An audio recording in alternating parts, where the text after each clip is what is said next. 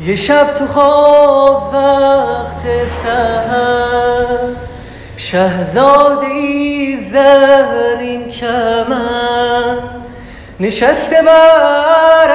اسب سفید می اومد از کوه و کمر میرفت و آتش به دلم میزد نگاهش میرفت و آتش به دلم میزد نگاهش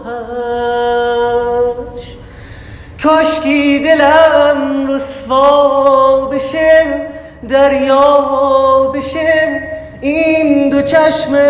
پرآبم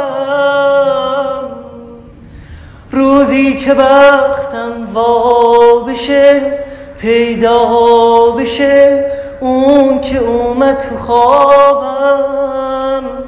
میرفت و آتش به دلم